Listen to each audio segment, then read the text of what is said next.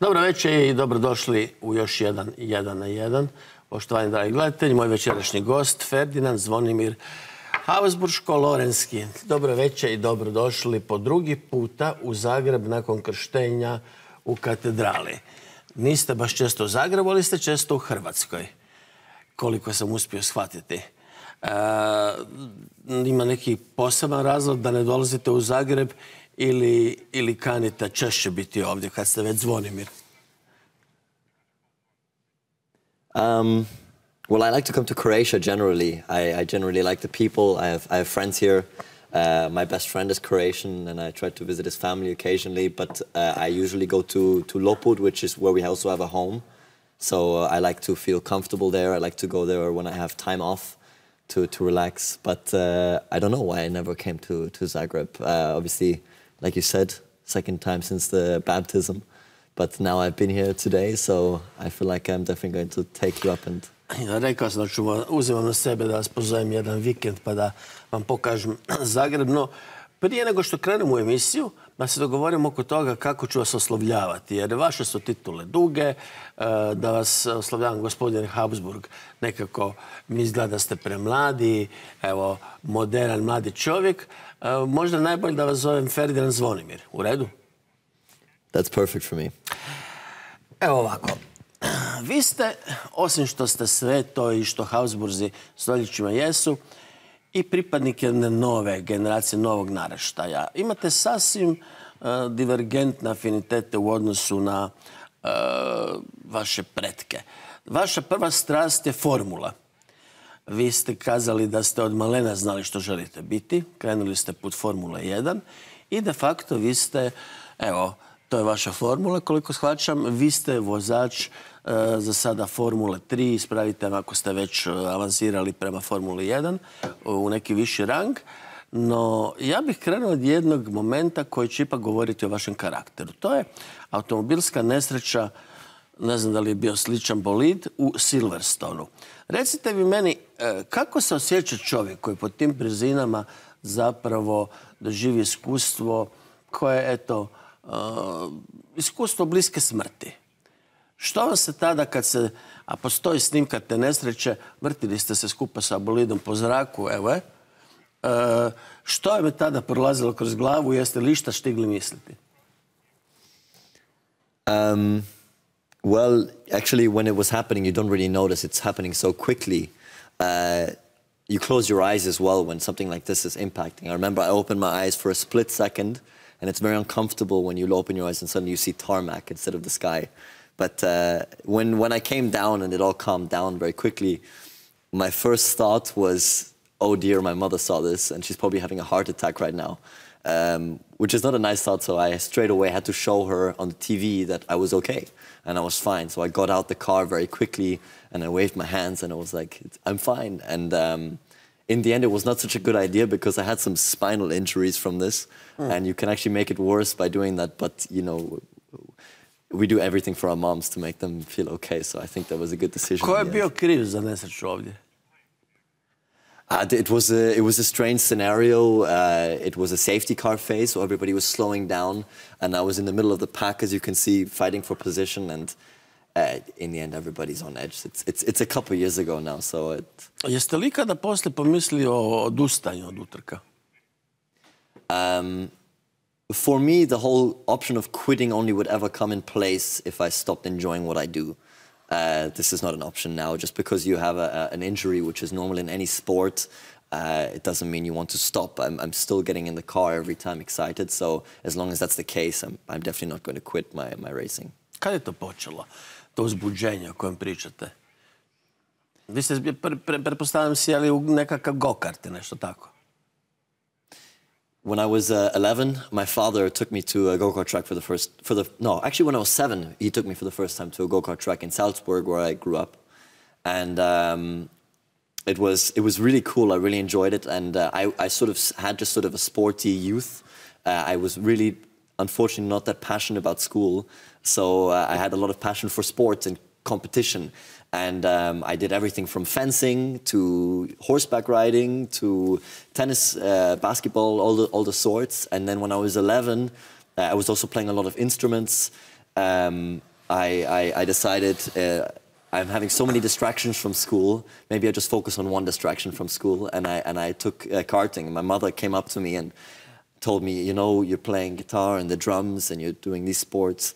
How about you decide? You want to be a rock star or you want to be a racing driver? And when I was 11, I was like, I think I try to be a racing driver. And so ever since then, I've been following that decision. And you just sort of indulge in it when you're that young. You're just following the heart. There's no influence, you know, unless your parents are pushing you to something. But they were always asking, what do you want to do? And I was always like, I really, really like go-karting. So I entered the national championships, European championships, world championships. And then you compete at a high level and you win races. And suddenly you're driving. This was my first ever race car. Mm-hmm. And this is where it all sort of took off. As you can see, it's a lot of colors. It was, for me, my mother is an art collector by profession. And and so she was always supporting me so much. And I always had this, you know, nice blank car. And I thought, why don't you bring your art together with my racing passion? And we created like an art-looking car. So. Ko je dizajnirao? Lang & Baumann. It's Swiss designers that also painted it. And were close friends with my mother. Dobro, gdje ste sada, na kojoj razini? Koliko ste daleko od Formule 1? So I currently race in the championship DTM, which is the German Touring Car Championship. It's kind of the pinnacle of touring car racing in the world. It's very, very advanced technology, very fast cars. And it's, you might say, in some levels, a little bit more pure because you have 18 cars on the grid which all have equal opportunity to win, not like Formula 1 where you only have the top teams winning races. And on top of that, it's really noisy, you know, fast cars, 650 horsepower, just engines, no fiddle electrics of batteries, which is interesting on a technological point of view, but when you're just a pure racer fan, a DTM is very, very, very cool to watch. Ja sam imao prijatelja koji je vozio sve na ovom svijetu, od najbržih svjetskih motora preko automobila do najbržih aviona. To mu je bio posao. I pitao sam ga uvijek što mu je najdraži, tako dalje. Njemu su bili motori najdraži, ali sam ga pitao pitanje koje ću pitati vas. Koji je poriv za tom brzinom? Koji je vaš temeljni drive? Je li to volja za pobjedom ili volja da prekoračiš, da voziš sve brže i brže, prekoračiš neku granicu vlastitog straha? Što je zapravo temeljni drive koji vas gura u te brzine? There's just this element. I've always liked to compete. I've always liked this on-track fighting. And then with that comes winning, you know, like the feeling of winning is super, something that you never experience anywhere else in life, or I haven't at least yet. And it's what you look forward to when you start that race. From wherever you're starting, you're always on this fight for the win, and it's this sort of very animalistic action of just, you know, fighting for that win, which is it's quite exhilarating. I think the speed is not so interesting. Your mind and body adapts very quickly, you know. When you're going past 300 kilometers an hour, which we do in DTM, it's after the first 10 laps, which are quite frightening actually, but your body and your mind, it adapts to the speed and it doesn't become anything too special anymore. What's a lot more special is this, you know, braking later than your mind says you should and doing this kind of stuff, breaking the limits. To sam htio pitati. Ne znam jeste li gledali film Big Wednesday. U njemu se, to je film danas snimljen o surferima, u jednom trenutku se govori o green room. Zapravo o jednom stanju u koje uđe surfer, ali je usporedivo recimo sa ovim velikim brzinama, neobičnog mira pri velikom riziku. Ja ne bih možda smio o tome govoriti, ali ja sve okolni često, o tome sam i pisao, zapravo pa ajde mogu ponoviti. Često govorim da recimo pri 200 km na sat ja osjećam veću pouzdanost i veći mir nego na 80 km ili recimo po gradu na 45. Kako se vi osjećate pri toj brzini od 250-300 km? You're right. The mind does sort of sharpen on it. It notices, you get the sort of tunnel vision, which a lot of people talk about, when you're blending out all distractions and your mind just sort of clears out quite a bit. And it's actually necessary for a racing driver because there's so many elements from the media side. You're representing a brand. I'm racing for Aston Martin. Aston Martin are using it as a marketing tool. So there's a lot of media going around. There's a lot of politics.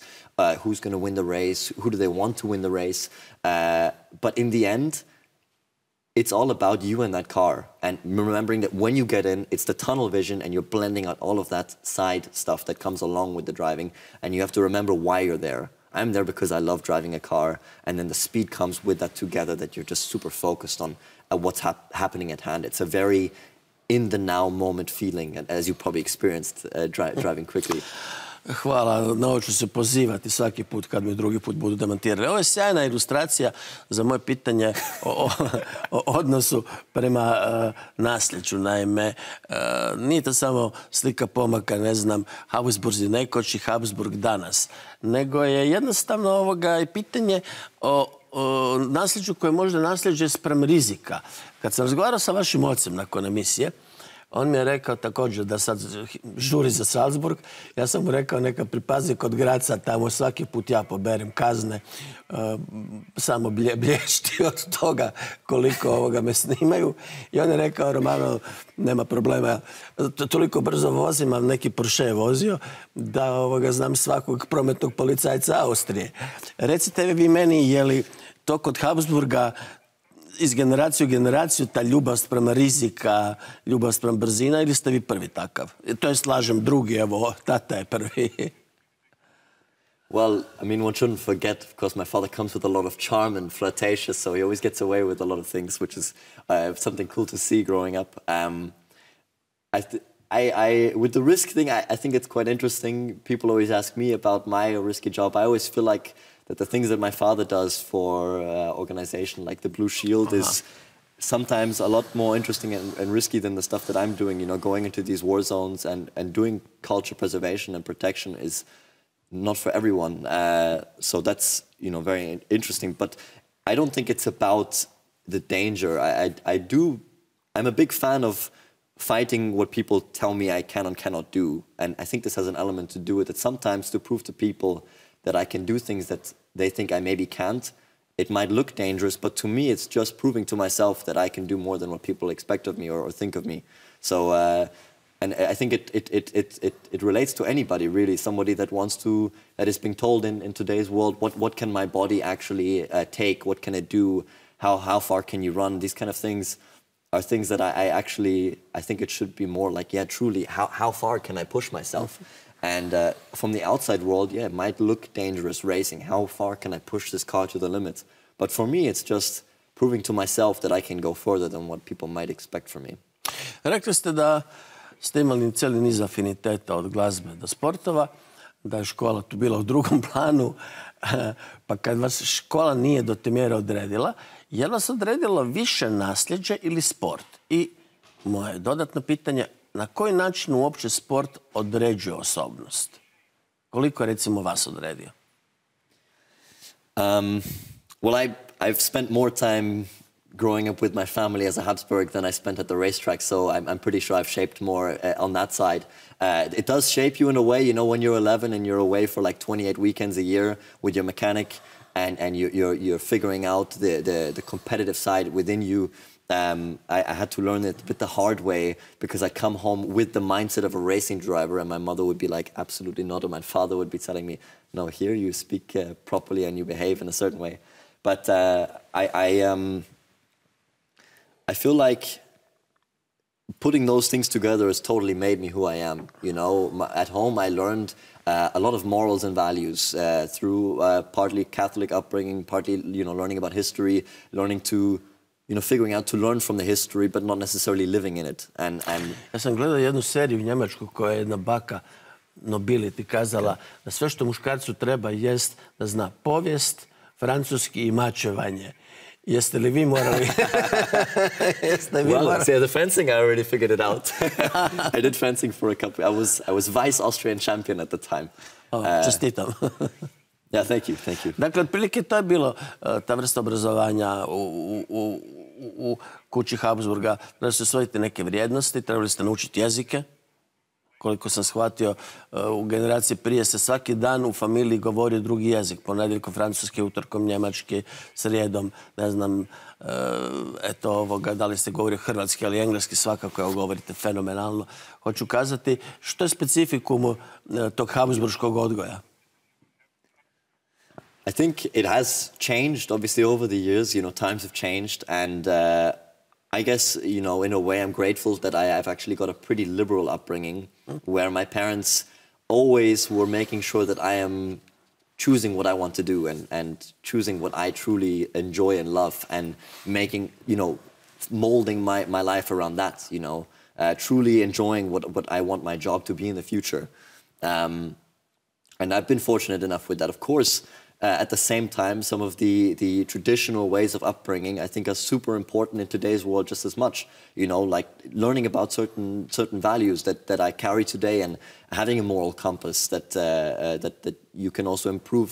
Every week when you go to church on Sunday and you listen, what is God trying to tell me every day, and being able to open-mindedly say I'm willing to change how I live every day and improving like that. So. It's actually funny, you took a picture of Niki Lauda. Da, dobro da su pustili tu sliku, jer ja sam namjerno htio pitati tko su vaši bili uzori, i ne samo to, na razini tko vam je bio vozački idol, nego od koga ste nešto učili? Ima li vozač iz čijeg se stila učili? For a while, Alexander Wurz, who was an Austrian F1 driver, was helping me along, especially in my go-kart years. He was a important character actually for me, but on a basis now where I look up to drivers, does come up to people like Daniel Ricciardo in Formula One. I think when you start reaching success in sport, it often changes how you act and how you see things, and it's so important to remember who you are and what you stand for. And he's one of the people that I feel like has kept very clear eyes onto who he is, what he is, and has never been influenced by what came with success or failure in his sport. And I think that is something I quite like to. I don't want to turn into one of these robots that when they ask how the race was, they just say, well, this and that, and it's very boring and political chat. I definitely want to bring across my natural personality, which can come across goofy or fun, but it's just, molding and changing into the grown-up that I aim to be. Je li poznato prezime? Habsburg je dosta velik teret, dakle, za mladog čovjeka. Je li to prednost ili je to nešto s čim se dosta teško nositi? Mislim, osim što ste primijetili, vjerojatno nas puštaju na trkama u Austriji. Šalim se. Kako je odrastati kao Habsburg? I think so. In my world, in my job in racing, it's luckily a very objective sport. It's all about the stopwatch, and it's just a stopwatch, and the stopwatch never lies, and it doesn't know your name, it doesn't know how old you are, none of these things. It just knows click and click, and it knows how quick you can drive a lap. The only difference that one might argue with a name like mine is that sometimes people are looking a little closer to see if you are really here for what you are as a racing driver. But apart from that, I think it's pretty neutral. In school, it's funny enough, my best friend my best friend is Croatian, and he had a bit of a rebellious attitude towards aristocracy, and he... Pa kako ste postali prijatelji onda? Well, we were then sitting together in class at some point, and we got to know each other, and friendship built through getting to know each other properly, but it was funny to see how a slight rebellious attitude without knowing me towards aristocracy, and I could change it. We're actually now, he's a student and we're living together in the UK. I'm working there and he's studying, so times can change for sure like that, so it was nice. I vaša sestra, koliko sam vidio, ona se, mislim sad ovih dana ili tjedana udala čak, jer sam dobro obavješten, za vašeg kolegu vozača Formule 1. To je također pokazatelj liberalizacije, eto, u toj zadnjoj generaciji Habsburga. Pa mi kažete, kakav je odnos u toj generaciji posljednjoj Habsburga prema tom nasljeđu koje ne spominjem stalno kao nasljeđe Habsburga. To je nasljeđe Europe. Jeste li vi, mislim, svjesni tih stoljeća i stoljeća vladanja Europom, na neki način odgovornosti kad ste u javnosti, svog angažmana, pa i vašeg djeda Ota, pa vašeg oca Karla danas, naravno angažiranja u Mađarskoj, bio moj gost također, Georg von Habsburg-Lothringen. Do koje mjere vi zapravo, eto sad uživate jednu slobodu dok ste mlad ovog utrkivanja, a onda shvaćate da ćete jednog dana morati preuzeti ulogu Habsburga? Well, I'm only racing driver for a certain amount of years, you know. It's a pretty short-sighted career because at some point you hit around 30, 40 and things deter, you know. The focus level and the reaction times do go away, and it's just a sign that you need to move on and do bigger and greater things in life. So I certainly am aware of that I have a life after racing, and I'm certainly preparing myself for that. But right now I'm very happy with where I'm at in my job, and I'm very focused on it. You know, racing with Aston Martin and this kind of stuff it's a good job to have, and I'm very, very happy about that. Još nam jednu stvar pojasnite, sad ste malo prije spomenuli crkvu.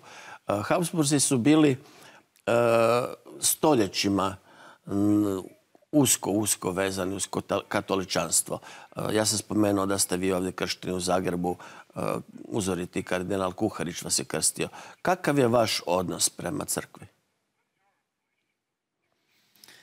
Well, first of all, I obviously grew up in a Catholic household, but I soon noticed that, you know, someone can try to teach you about God, but at some point you need to find your own way towards God, and I certainly feel like I've done that. Through racing, you learn, at some point you're being taught, and at some point you need to find your own way, and I've certainly explored those kind of things growing up, and I'm still exploring, obviously, but it's always been a very important part of my life. It's, you know, you always also talking about risks with this kind of stuff. It certainly helps a lot with this kind of stuff because there is a certain risk that comes along, but at the same time, being a Catholic, you always believe that there is a reason for certain things, and that there is a reason for my life and why I'm doing certain things, and I need to trust in that. And that's a very reassuring feeling, you know, knowing that God and Jesus truly trust and believe and love me in every way. And sport comes with a lot of highs, but a lot of lows at the same time. You're not winning every race, and in those lows, it's very nice to sometimes have a helping hand from above that tears you along, even when you feel like nobody else wants to. So it's even yourself. So it's certainly a benefit, and I've certainly cherished it a lot over the years. Naravno da ste odrastali u jednoj internacionalnoj sredini, u sredini koja je već sama po sebi europska, ne samo, dakle, austrijska ili u ostalom povijest kuće Habsburg-Lothringen nije samo austrijska. Kakav je vaš stav, pogotovo s toga što ste školovani, dakle, evo, na engleskom jeziku, koliko vidim, živite u Londonu, često ste po raznim zemljama Europe, vozite utrke po raznim zemljama Europe, imate, mislim, tu Europu na dlanu, jasno, i socijalno, da sad ne počnemo o tome. Kako je vaša vizija današnje Europe i Europe sutrašnjice?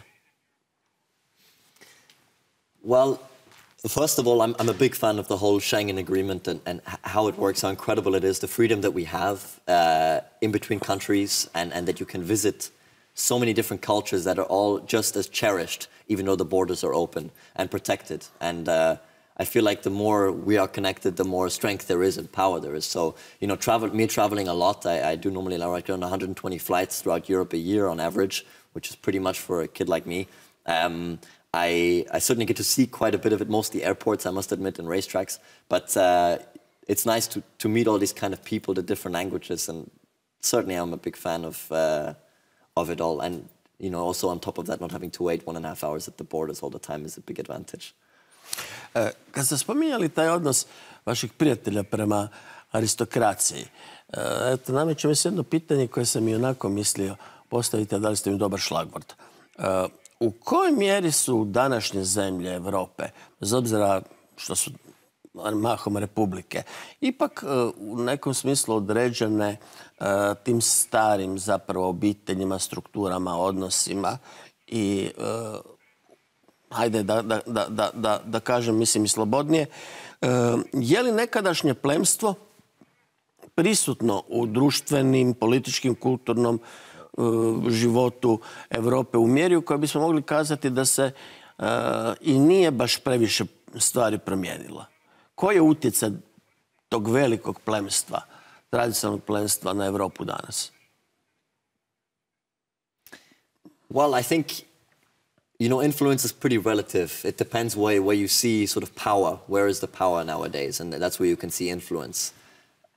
In today's world, in today's Europe, the power is mostly with the people. And so you could say that people that can see that the intelligence and the charismatic character which my father is, one could say, he does have a certain influence with the people because they still like him, and that there I sort of see, there is a certain form of influence. But, considering the fact that there are actual laws against me going anywhere into politics as a Habsburg in Austria, there is also restrictions at the same time. So on a political basis. But in the end, I certainly want to make my own influence in the world and always shape it in the best possible way, and also feeling responsible to unite Europe, like my family always has. Razgovarate li sa ocem, recimo, toj panevropskoj ideji? Da li polako ulazite u taj svijet u kojem su vaš djed i vaš otac ostavili ogroman trag? I must honestly say it's probably a bit too early to tell. I'm still certainly learning a lot from my father. He's still pretty young and healthy, and he's got a lot of years ahead of him. I'm certainly following in his footsteps best I can, because I truly believe they're good footsteps to follow in. What he's done is I've always looked up to, and I think there is certainly a future for me somewhere there. Govorimo o tom plemstvu na razne načine, a nema boljih zapravo sugovornika, pogotovo zato što ste se definirali kao mlad liberalan čovjek, da vas pitam i stvari koje vjerojatno nikog ne bi pitao na ovoj planeti, jer se u mnogim kraljevskim kućama to nitko ne bi osudio postaviti pitanje. Ali evo, htio bih vas pitati što za vas jednostavno znači biti nobility. Naime, vi ste studirali u Engleskoj, 2 koleđa, New College u Oxfordu i još jedan, Winchester College, imaju za moto da manire čine čovjeka. Ne misli se samo na manire koje su, način na koji jedemo ili tako dalje. Dakle, to je moto iz 14. stoljeća. Dakle, usred feudalizma javlja se jedan liberalan moto koji govori de facto o tome da mi nismo plemeniti samo po rođenju, nego po onome što činimo od sebe svojim znanjem, radom i tako dalje, tako dalje. Da smo plemstvo duha. Što je za vas plemstvo? Što je za vas aristokracija? I think we can go back actually to the religious belief system where, we are told that we are born naked, we're all born the same, and we die naked in the end. And the only thing that stays left is the legacy that we leave behind. Anything that you've made in any materialistic form, any trophies that I've won, or any cars that you've been able to buy, it all stays behind and is worthless in the end. The only thing that has worth, and in this sense for me, is how you've been able to influence the people around you and the image you could give off to them. And this is why it's super important to me to make sure that I know how I behave and manner myself, like those quotes are saying, in the correct way, where I'm always trying to promote myself as a gentleman, or like someone that is polite and wants the best for everyone, and obviously also for myself at the same time. So I think this is sort of where nobility comes in, where you remember that the only thing that really counts is how you act, as you were saying. Da, to je vjerojatno najispravnija definicija, da se individuo definira s tog odnosa prema drugima. Kažite mi, evo, kad pogledate ovakvu fotografiju, ili kad vi živite i u Beču, jel' tako? Kad šećete Bečem i prolazite pored ovakvih zdanja koja su pripadala obitelji, što osjećate? Ili recimo kad uđete u njih i kad... Da li osjećate neku nostalgiju, da li osjećate ponos, da li osjećate neku nepravdu što vam to više ne pripada? Što osjećate osobno? I feel certainly no injustice. I know where I live and where my home is, and for me this always felt like it was Salzburg, because this is where I grew up and in that family home that we have in Aniv. When I go here, I'm incredibly impressed always, you know, what the architecture was at the time, and I'm always almost a bit sad that this has faded away a little bit, and modern architecture hasn't followed the footsteps that I feel like was set out to be an incredible future, but or still is, obviously. But if I'm perfectly honest, I'm walking around there, I admire it, but I wouldn't say particularly that I would feel at home in a place like this, because I grew up, you know, when I went to school, I stayed in an apartment in Vienna, and I felt very, very comfortable there. And I loved just going to school with everybody, normal kids. It's like I never knew it any different, you know, at the same time. U kraljevskim obiteljima koji jesu, dakle, aktualne, evo, vremena se mijenjaju, čak i u Ujedinjenom kraljevstvu se, dakle, dogodilo to da postoji brak sa osobom koja je rastavljena i tako dalje, i tako dalje. Evo, u ovoj generaciji Habsburga vaša sestra se za vozača Formule 1. Druga su vremena. Kako vi gledate na, recimo, te ostatke starih vremena, Felix Austrija? Tako su, kažu, Habsburzi gradili zapravo svoju strategiju, svoju moć i svoj utjecaj. Tamo gdje su drugi ratovali, Habsburzi su se ženili. Biste li vi, recimo, na te stvari gledali jednakim očima? Je li za vas izbor nekog s kim biste proveli život uvjetovan tim da i on mora biti plemić?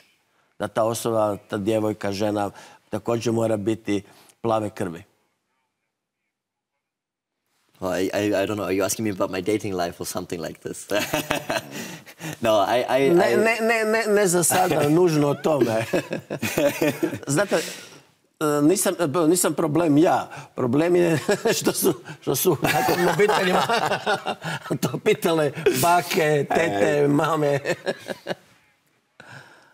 Yeah, no, I guess I'm lucky, you know. I'm living in a world where I have the freedom to choose my partner as for the one and only thing that truly actually matters, which is love. And I think this is a great blessing. To je sjajno. Oprostite, ono pitanje koje vam se činilo preintimnim, ali nemam puno takvih gostiju da ih pitam takva pitanja. Recite vi meni, što vam je još preostalo do Formule 1 i kad ćemo vas vidjeti u Formuli 1 i postoji li, recimo, neki tim za koje biste voljeli voziti?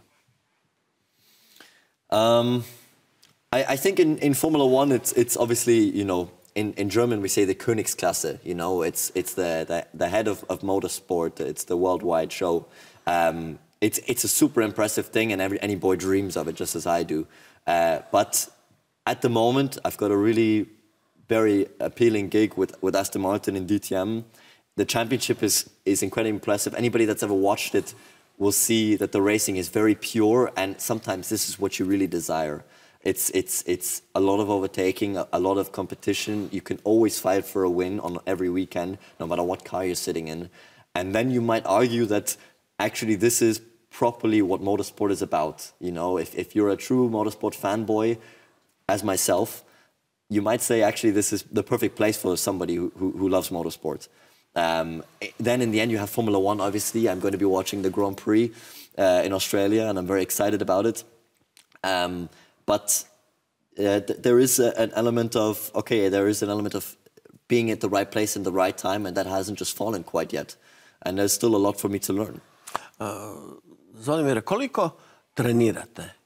Nisam vas to pitao, što je naravno. Koliko vašeg vremena odlazi na bavljanje tim sportom? Trka je samo ono finalno, ali koliko vašeg dana odlazi na trening i ostale aktivnosti? It's a very open question, because there's a lot that includes to this. You know, I mean, physically we're doing a lot of work, we're doing a lot of cardiovascular training, because the races are normally between 60 to 70 minutes, and you're doing a lot of work in that period of time. On top of that, I'll be doing 24-hour races, and if you're not in physical good shape, you're just not going to last at this high level of focus throughout the whole race. And this is super important for you to have a good result, because everybody's constantly pushing. There's no time when someone's taking a rest. And if you need a rest, if you're not fit enough for that hour and a half, you're not going to win the race. So there's an element of having to train you physically. On top of that, you're training muscles which are not regular for the human body, like your neck. You know, I'm training my neck at least 5 or 6 times a week with a special harness which was developed for safety, not only for, you know, making sure that your head isn't falling over in the corner or flying forward when you brake because of these high downforces. We're maintaining around 5G, which is very unusual for a long period of time, sometimes 16, 17 seconds at a time.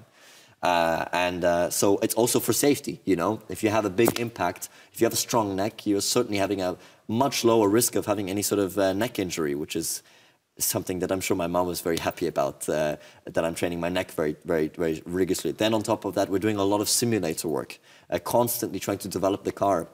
So also myself, my own skills, you know, focusing on being consistent with your speed and lowering the mistake ratios. So these sort of simulations, which are extremely advanced and very interesting for someone like me. I mean, I'm spending just next week 4 days in the simulator just to develop certain bits on the car for the upcoming season. Not only for myself, but also in Formula One, I'm doing stuff there where they constantly need drivers to be in the simulator 24/7 because it's basically a free testing tool. Jedan je prigodom Schumacher kasnio na avion sa svojom gospođom suprugom i jedan taksist njemački je pričao kako je zapravo imao nevjerovatno zadovoljstvo gledati ga kako vozi, jer ga je Schumi zamolio da on vozi do aerodroma, pa ako zakasne, bar će sam sebi prebacivati. Naravno, stigli su na avion, a taksist je pričao da je uživao gledajući šta radi. Koliko vama iskustvo vožnje ovako brzih automobila koristi u svakodnevnoj vožnji? Ili je to nema nikakve veze jedno sa drugim? It truly is disconnected. I mean, yes, you have a steering wheel and pedals. That's as close as it gets. On top, the difference is that on a racetrack, there are different sets of rules. You are there as a driver to find the limit of the car. And just as everybody else, everybody's doing the same. On the road, you are there to get from place A to place B, and that's all. Hopefully as safely as possible. Maybe on your case, with leisure, with a bit of speeding.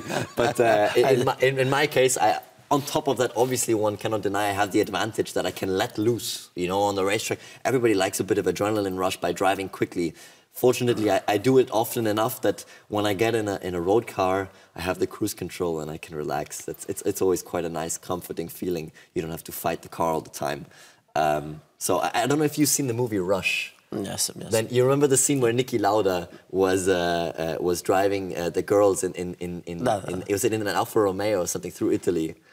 Mislim da. Ne znam marku automobila. She calls him, he's driving like a grandma. No. And then he's like, well, okay, I don't like to drive all the time so quickly. I kind of see myself like him. I like to drive smoothly, but if someone really wants, I can Znači, vas za razliku od tate ne živciraju ta ograničenja na 130 km na autocestama Austrije? To be honest, I've lived for a while in the UK now, here and there it's 70 miles an hour. That's pretty painful. Whoa. So, but going back to Austria then feels quite nice. On top of that, we have incredible roads. And if you've got a nice car, that sometimes I get to drive an Aston Martin as well on the roads, it's quite a good feeling, you know. I think it's more than enough to enjoy the scenario and enjoy the countryside as well. Hvala vam lijepo što ste bili moj gost. Nadam se da ćete brzo doći do Formule 1. Želim vam sav uspjeh u sportu. Nadam se da ćete brzo doći do Zagreba da vam ispunimo obećanje pa da vam malo pokažem grad. Kad ste tek drugi put, to je prvi put nakon krštenja ovdje, nema smisla da ne znate grad. Bar ćemo otići, ako nećemo danas, imate večeru zakazanu s ovim prijateljem, ali ćemo otići do katedrale pa od nje napraviti nekakav krug po Zagrebu da poznate grad u kojem ste kršteni. Hvala lijepo što ste bili moj gost i dođite nam opet. Hvala vama što ste bili naravno sa nama u 1 na 1. Gledajte nas sljedeći put. Biće ambasador, veleposlanik Indije u gostima, a do tada doviđenja.